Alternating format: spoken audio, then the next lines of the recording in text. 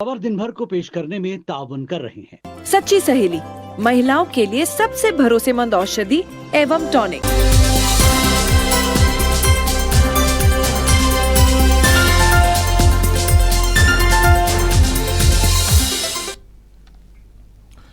आदाब, खबर दिन भर में आपका इस्तकबाल है। मैं हूं आपके साथ सैयद अनवारुल्लाह गौरी। बढ़ते हैं खबरों की तफसील की जानिब, लेकिन उससे पहले एक नजर हेडलाइंस पर। सुर्खियों को पेश करने में ताउन किया है डॉक्टर ऑर्थो ऑयल के साथ साथ डॉक्टर ऑर्थो कैप्सूल्स साथ लेना ना भूलें।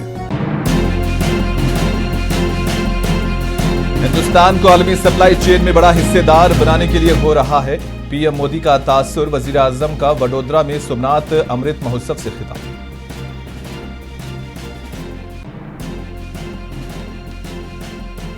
केरला को कल मिल सकता है नया चीफ मिनिस्टर। कांग्रेस हाईकमान ने रियासत के कई अहम कायदीन को दहली किया तलब।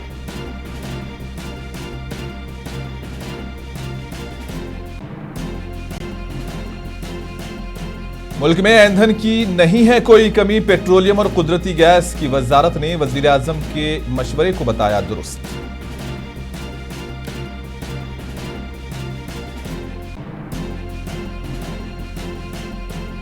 ट्रंप ने जंगबंदी से मुतालिक ईरानी तजावीज को किया मुस्तरद। दोनों फरीकैन के दरमियान नाजुक जंगबंदी बरकरार। अमरीकी सदर का तासुर।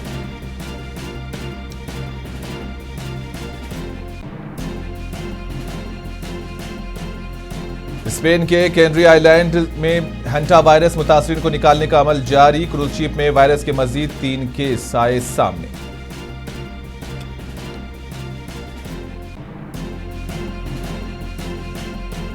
टीम इंडिया को आईसीसी रैंकिंग में पहला मुकाम। मेंस वनडे रैंकिंग में न्यूजीलैंड दूसरे और ऑस्ट्रेलिया तीसरे नंबर पर।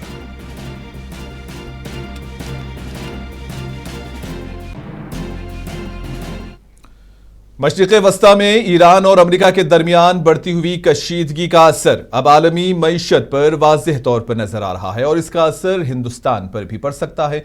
इसी तनाजुर में नरेंद्र मोदी ने गुजरात के वडोदरा में सरदार धाम हॉस्टल के इफ्तिताह के मौके पर शहरियों को एहतियात बरतने का मशवरा दिया। वडोदरा में एक रैली के दौरान वजीर आजम मोदी ने इशारा दिया कि जब तक हालात मामूल पर नहीं आते लोगों को छोटे लेकिन अहम इक़दाम करने चाहिए। उन्होंने पेट्रोल और डीजल की खपत को कम करने, कारपूलिंग को अपनाने, घर से काम करने और वर्चुअल मीटिंग्स की हौसला अफजाई करने और स्कूल्स को ऑनलाइन क्लासेस मुनक्किद करने पर जोर दिया। पीएम मोदी ने कहा कि हम हिंदुस्तान को आलमी सप्लाई चेन में एक बड़ा हिस्सेदार बनाने के लिए मुसलसिल काम कर रहे हैं। इन्होंने कहा कि आज गुजरात टेक्नोलॉजी की दुनिया में मुसलसिल आगे बढ़ रहा है।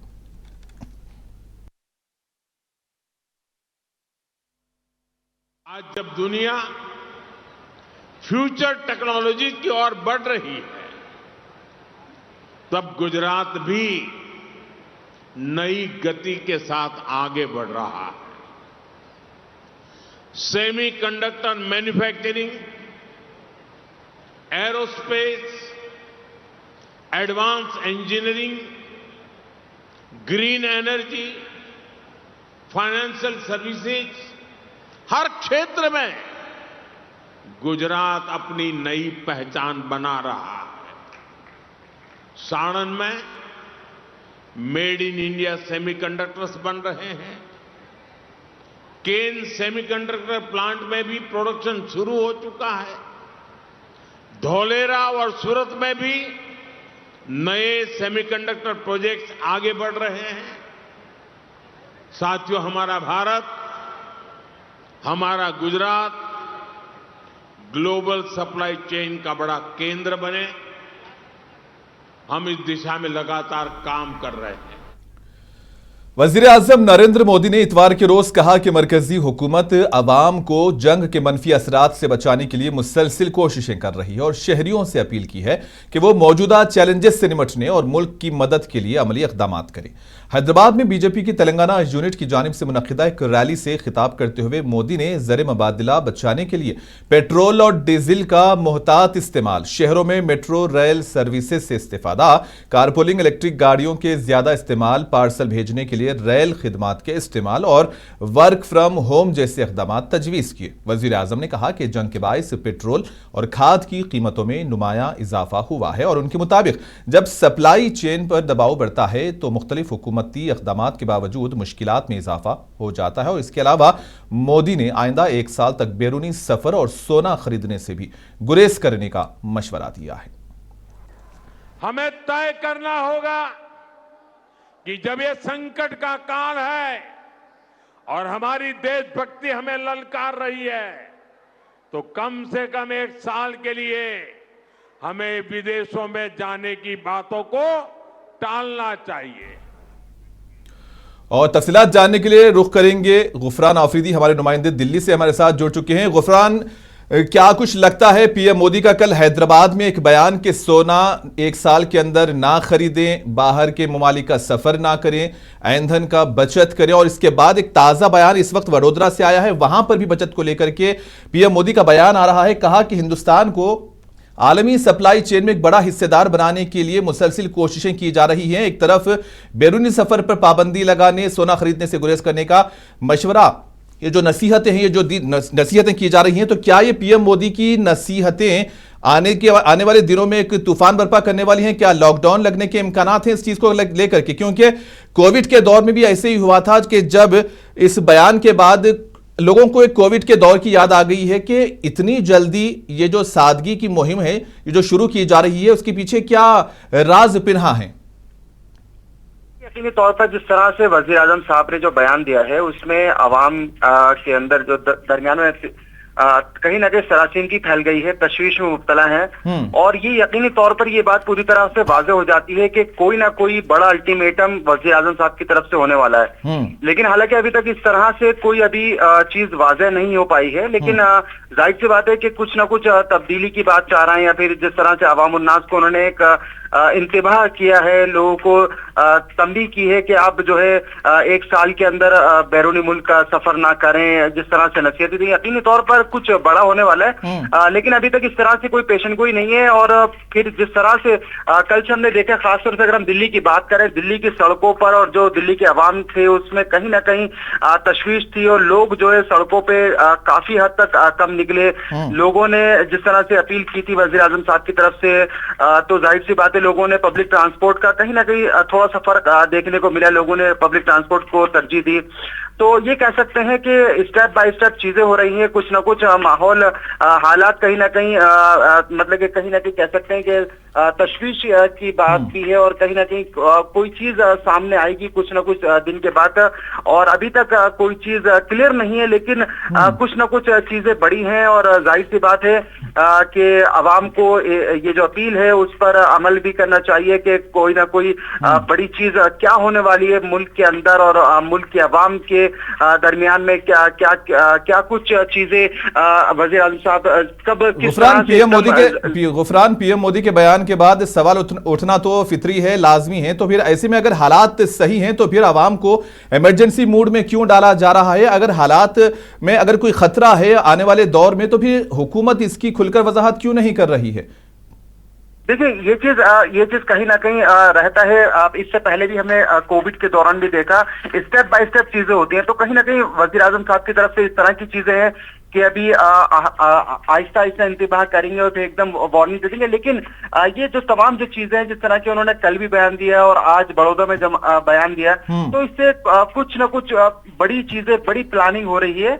और कहीं ना कहीं कोई चीज जो है बड़े बड़े जो एजेंसियां हैं, बड़ी बड़ी जो मिनिस्ट्री हैं, वो कहीं ना कोई ऐसी चीजें बना रही है। हालांकि आप ये भी देखिए कि इससे पहले जो मगरबी बंगाल के जो इंतखाबात हुए हैं या जो दिगर सूबों में इंतखाबात हुए, उससे पहले तक उन्होंने कुछ ऐसी चीज नहीं बोली। हालांकि उस दौरान जंग भी चल रही थी आलमी पैमाने पर, जिस तरह के बड़ी बड़ी चुनौतियां थी, उसके बावजूद भी वज़ीर आज़म की तरफ से कोई बयान जारी नहीं किया गया था। लेकिन अब इंतखाबात हो चुके हैं, रिजल्ट आ चुका है, उसके बाद जिस तरह से उन्होंने बोलना, उनका बोलना और नसीहतें करना, अपील करना, तो कहीं ना कहीं बड़े सवाल खड़ी करती है। और जाहिर सी बात है सवाल भी खड़े करती है और कहीं ना कहीं लोगों में जहन में तजब्जुब का भी शिकार है, कंफ्यूजन का शिकार है कि वज़ीर आज़म क्या कुछ अपडेट लाएंगे। और इस बयान के बाद तनकीदें भी शुरू हो चुकी हैं। गुफरान, कांग्रेस लीडर अतुल लोंधे ने भी कहा है कि इनके बयान के बाद कि पीएम मोदी ने गुज़िश्ता 12 साल की नाकामी कबूल कर ली है, तो क्या ऐसे में लगता है कि क्या ये माशी बुहरान की कमजोरी है, कमजोरी का एतराफ कर लिया है हुकूमत ने? अगर नहीं तो फिर तेल को कम खर्च करने की जो मशवरे दिए जा रहे हैं, तो क्या ये तवानाई पॉलिसी की कमजोरी को जाहिर नहीं कर रहे हैं?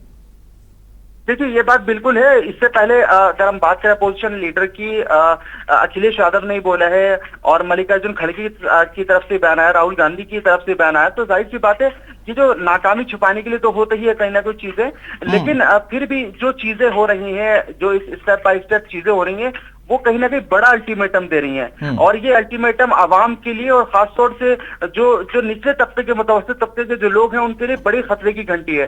तो ये कह सकते हैं कि अभी इस पर कोई चीज नहीं वजाहत हो पा रही है, लेकिन जिस तरह की हुकूमत की जो पॉलिसियां हैं, जो हुकूमत की जो कारकर्दगी रही है, वो पिछले 12 साल में सबके सामने आया है। जिस तरह से किसानों का मामला हो या फिर जिस तरह से करेंसी का जो मुस्तकिल गिरावट आ रही है, फिर तेल की कीमतों में जो जिस तरह से इजाफा हुआ है, यानी ओवरऑल कह सकते हैं जो तमाम जो चीजें हैं उसमें कहीं ना कहीं हुकूमत की जो है नाकामी आ रही है। और वो अपोजिशन के जो लीडरान है वो उनको घेरने की कोशिश कर रहे हैं, लेकिन ये कह सकते हैं कि अभी कोई ऐसी चीज नहीं मतलब बड़ी चीज नहीं कह सकते, लेकिन अवाम को होशियार रहने की जरूरत है और अवाम को वक्तन फवक्तन मीडिया से जो तमाम जो चीजें हैं, वज़ीर आज़म की तरफ से जो बयानात हो या ऐसे, एक तरफ अपोजिशन की तरफ से तनकीदें भी हो रही हैं गुफरान, एक तरफ तनकीदें हो रही हैं, तो एक तरफ बीजेपी पार्टी की और दीगर लीडरान की तरफ से इसकी हिमायत भी की जा रही है। रामदास अठावले की बात मैं करूं कि रामदास अठावले जो मरकजी ममलिकत के वजीर हैं, उन्होंने कहा कि मईशत को मजबूत करना है तो ऐसा करना पड़ेगा। इन्होंने कहा कि आजकल सोने की कीमतें मुसलसिल बढ़ रही हैं, जबकि बैरूनी सफर करने से भी पैसा खर्च करने से बजाय मेक इन इंडिया पर तवज्जो देनी चाहिए। और ऐसे में अब सवाल यह है कि क्या यह मुमकिन है कि हुकूमत आवाम से कम खर्च करने को कहे जबकि मईशत या खपत खुद कंजम्पशन पर खड़ी हो? जी बिल्कुल, बिल्कुल जाहिर सी बात है कि वो उनके साथ अलायंस में वाबस्ता है, तो वो हुकूमत की बात करेंगे। लेकिन इससे पहले भी अगर हम चीजों को देखें, बहुत सारी चीजों को देखें, सोने की बात हो या फिर जिस तरह की चीजें, तेल की कीमतों की बात की उन्होंने, तो जाहिर सी बात है ये जो चीजें हैं वो कुछ ना कुछ बड़ी चीजों की तरफ इशारा है। तो अभी कोई ऐसी चीज की तरफ फाइनल कोई चीज रिजल्ट सामने नहीं है, फिर कोई ऐसी चीज वजाहत के साथ नहीं है। तो अभी जो तमाम जो चीजें कह सकते हैं कि अल्टीमेटम है, अवाम उन्नास को आगाह रहना चाहिए, बेदार रहना चाहिए और अवाम को जो चीजें हैं एक एक चीज पर अपडेट करते रहें। और खासतौर से जो इंटरनेशनल जो सफर है उससे कहीं ना कहीं बचने की जरूरत है और हुकूमत की जो गाइडलाइन है उसको देखते रहें और हुकूमत की जो जिस तरह की जो इंतबा हो या फिर हुकूमत की तरफ से कोई वार्निंग हो तो उस पर जो है फौरी तौर पर जो है अवाम जो है एक तरफ से देखते अगर अवाम सोना खरीदना छोड़ दें गुफरान, अगर अवाम सोना खरीदना छोड़ दें तो दीगर जो दूसरे सरमायाकारी है उसको किस तरीके से महफूज समझा जाएगा? अवाम को, अवाम दूसरे सरमायाकारी को किस तरीके से महफूज समझेगी अगर सोना खरीदना छोड़ने की जो बातें की जा रही हैं बचत को लेकर के? तो क्या मसला महंगाई को छुपाने के लिए भी अब अवाम को बचत करने के मशवरे दिए जाएंगे?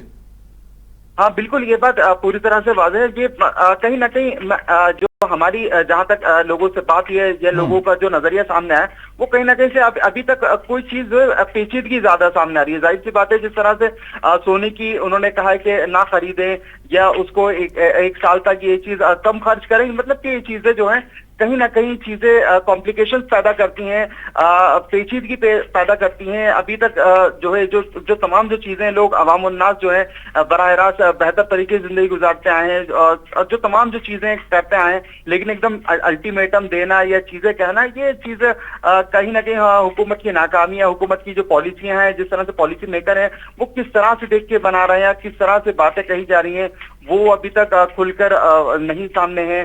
तो ये कह सकते हैं कि हुकूमत की जो मंशा है वो अभी तक वाज़ेह नहीं है। हुकूमत की तरफ से इशारा क्या है या हुकूमत क्या करना चाहती है, अभी तक इस तरह से कुछ नहीं कह सकता। बिल्कुल जी, बहुत ऐसा है कि लोगों के अंदर कयास आराइयां भी ये होने लगी हैं कि शायद इस तरह के बयान के बाद लोगों ने ये समझना शुरू कर दिया है कि अब मुल्क की मईशत कमजोर है, क्योंकि अगर मईशत मजबूत है तो फिर आवाम को बचत का मशवरा क्यों दिया जा रहा है। बहुत शुक्रिया गुफरान आपका हमारे साथ जुड़ने के लिए, तमाम जानकारी देने के लिए। आंध्र प्रदेश के चीफ मिनिस्टर नारा चंद्रबाबू नायडू ने आज नई दिल्ली में मुनक्किदा CII के सालाना बिजनेस समिट में शिरकत की। इस मौके पर मीडिया से बात करते हुए चंद्रबाबू नायडू ने कहा कि वजीर आजम मोदी का दबाव हिंदुस्तान में सरमायाकारी के बड़े मौके पैदा करता है। उन्होंने कहा कि आंध्र प्रदेश को सरमायाकारों की आला मंजिल बनाना भी हमारी हुकूमत का मकसद है। I came here to attend AGM of CAI. You have seen my address. India is moving very fast. Our Honorable Prime Minister is promoting India in a big way. The biggest opportunity for all of us. Even Andhra Pradesh is getting huge investments. And also I wanted to promote Andhra Pradesh as the best destination for investors. Recent elections also has shown the way. मरकजी वज़ीर इत्तलात और नशरियात अश्विनी वैष्णव ने कहा है कि शहरियों पर जोर देते हुए वो अपने गैर मुल्की ज़र मुबादला के ज़खायर को बचाने के लिए हर मुमकिन कोशिश करें, क्योंकि मगरबी एशिया की जंग जल्द खत्म होने के कोई आसार नहीं दिखाती है। अश्विनी वैष्णव ने कॉन्फेडरेशन ऑफ इंडियन इंडस्ट्री की सालाना कॉन्फ्रेंस में कहा कि हालिया पेशरफ्त के पेश नज़र मगरबी एशिया में जंगबंदी बहुत दूर दिखाई देती है। उन्होंने कहा कि हम इंतहाई गैर यकीनी दौर में जी रहे हैं, हमारा कोई कसूर नहीं। हमारे पड़ोस में दो ममालिक के दरमियान जारी जंग पूरी दुनिया को मुतासिर कर रही है। मरकजी वज़ीर ने कहा कि मौजूदा हालात में यहां जंगबंदी बहुत दूर की बात है, इसलिए हमें मोहतात रहना होगा। Honorable Prime Minister Shri Narendra Modi ji yesterday gave a very clarion call to the entire country.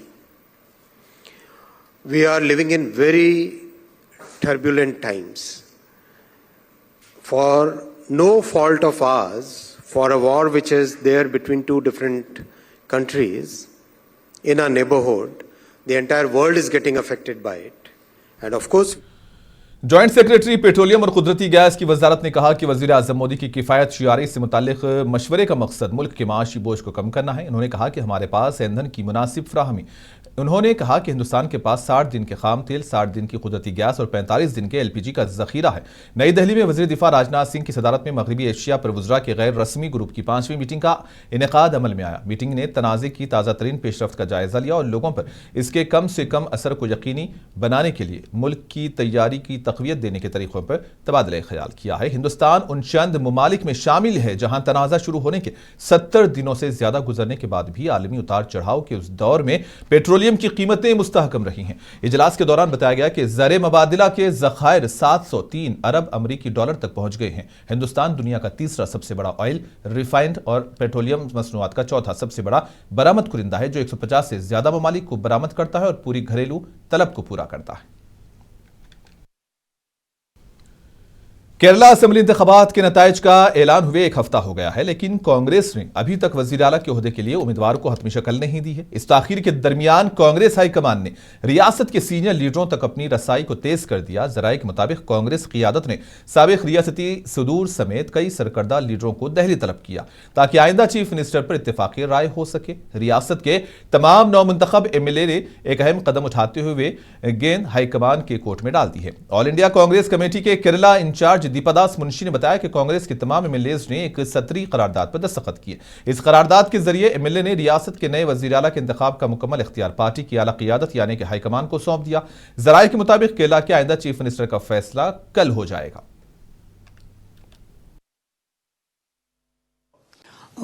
ഞാൻ ഒരു സർപ്രൈസ് ആയിട്ടാണ് അറിഞ്ഞത്, ഇപ്പം തന്നെ മെസ്സേജ് കിട്ടിയത്. അപ്പോൾ നാളെ പോകുന്നുണ്ട്. നാളെ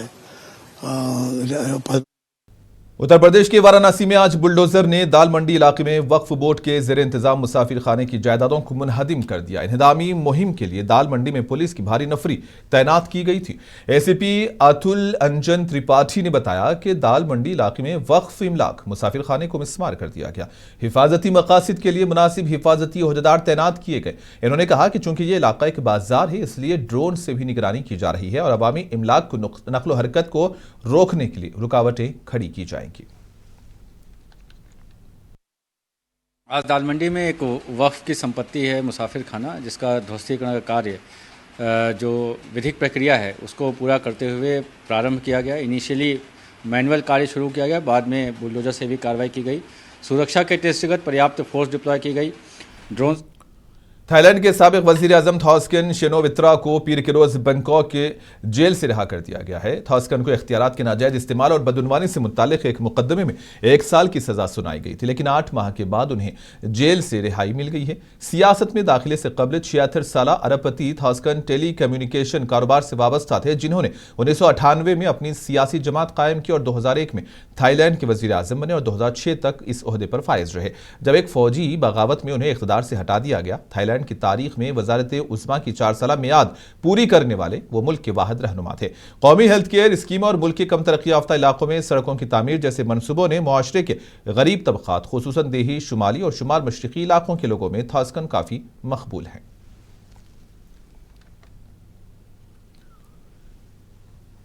स्पेन के कैनरी आइलैंड्स में हंटा वायरस से मुतासरा मुसाफिरों को हंगामी तौर पर निकालने का अमल जारी है। क्रूज शिप में वायरस के मजीद 3 केसेस सामने आए हैं, जिसके बाद वायरस से मुतासरा अफराद की तादाद 9 हो गई है। वायरस के फैलाव ने आलमी सतह पर तशवीश पैदा कर दी है। Luxury expedition cruise ship MV हॉन्डियस में हेंटा वायरस के मोहलक फैलाव के बाद स्पेन के कैनरी आइलैंड्स में बड़े पैमाने पर बैनुल अक़वामी इनखला का अमल शुरू कर दिया गया है। इब्तदाई 6 केसेस के बाद मजीद 3 नए मुतासिरा अफराद की तस्दीक हुई है, जिसके बाद मजमूई केसेस की तादाद 9 हो गई है। जहाज में 23 मुख्तलिफ ममालिक से ताल्लुक़ रखने वाले तकरीबन 150 मुसाफिर और अमले के अफराद मौजूद थे। इतवार के रोज 19 मुख्तलिफ मुल्कों से ताल्लुक़ रखने वाले 94 मुसाफिरों को महफूज तरीके से निकालकर इनके ममालिक वापस भेज दिया गया, जबकि बाकी अफराद की वापसी जल्द ही मुतवक्के है। स्पेन में भारतीय सफारत खाने के मुताबिक जहाज पर मौजूद 2 हिंदुस्तानी अमले के अरकान को नेदरलैंड्स मुंतकिल कर दिया गया है और दोनों की हालत बेहतर है, जबकि इनमें वायरस की कोई अलामात ज़ाहिर नहीं हुई। वर्ल्ड हेल्थ ऑर्गेनाइजेशन और यूरोपीय हुक्काम बेशतर ममालिक से वापस आने वाले मुसाफिरों के लिए 42 रोज़ा सख्त क्वारंटाइन नाफिज कर रही हैं। ओशन वाइड एक्सपीडिशंस की ज़ेरे इंतजाम ये लग्जरी क्रूज शिप 1 अप्रैल को उशुआया अर्जेंटीना से अपने सफर पर रवाना हुआ था। हेंटा वायरस उमूमन मुतासिरा चूहों या इनकी फुजली के जरिए इंसानों में मुंतकिल होता है। ब्यूरो रिपोर्ट, मुंसिफ टीवी। अमेरिकी सदर ट्रंप 13 मई से चीन का दौरे का आगाज करेंगे। ट्रंप का यह दौरा चीन मशरिकी वस्ता में जारी कशीदगी, आलमी सियासत और सलामती के तनाजुर में एक अहम पेशरफ्त समझा जा रहा है। पेश इस सिलसिले में ये रिपोर्ट आप देखिए और हमें दें इजाजत। आदाब। अमेरिकी सदर डोनाल्ड ट्रंप चीन के सदर शी जिनपिंग की दावत पर बुध की शाम जब बीजिंग पहुंचेंगे तो तकरीबन 9 साल बाद ट्रंप का ये दूसरा दौरा होगा। 2017 में अपनी पहली सदारती मियाद के दौरान ट्रंप ने चीन का दौरा किया था। ट्रंप जुमेरात को शी जिनपिंग के साथ इस्तकबालिया तकरीब और 2 तरफा मुलाकात में शिरकत करेंगे, जिसके बाद वो टेंपल ऑफ हेवन भी जाएंगे और सरकारी इशाइया में हिस्सा लेंगे। दोनों रहनुमा जुमा को दोबारा मुलाकात करेंगे, जहां 2 तरफा चाय और वर्किंग लंच का एहतमाम किया जाएगा। American principal deputy press secretary Anna Kelly ने इस दौरे को गैर मामूली अहमियत का हामिल करार दिया। अमेरिका रवां साल के अवाखिर में सदर शी जिनपिंग के जवाबी दौरे की मेज़बानी करने का मंसूबा भी रखता है। ट्रंप का दौरा चीन सिर्फ एक सिफारती मुलाकात नहीं, बल्कि आलमी सियासत, मईशत और सलामती के तनाजुन में एक अहम पेशरफ्त समझा जा रहा है। शी जिनपिंग के साथ इस मुलाकात के कई मुमकिना नताइज सामने आ सकते हैं। दोनों ममालिक के दरमियान तिजारत, टेक्नोलॉजी, सप्लाई चेन और तैवान जैसे मामलात पर कशीदगी मौजूद है और ये दौरा कशीदगी में कमी करने की कोशिश कर सकता है। इसके अलावा दोनों ममालिक के दरमियान मुमकिना तौर पर टैरिफ और सरमायाकारी से मुताल्लिक नई पॉलिसीज पर भी बातचीत का इम्कान है। मशरिक़ वस्ता में बढ़ती कशीदगी के दौरान ट्रंप अब बीजिंग निस्बतन कमज़ोर पोजीशन में पहुंचेंगे और इस सूरत हाल का चीन भरपूर फ़ायदा उठाने की कोशिश कर सकता है। ब्यूरो रिपोर्ट, मुंसिफ टीवी।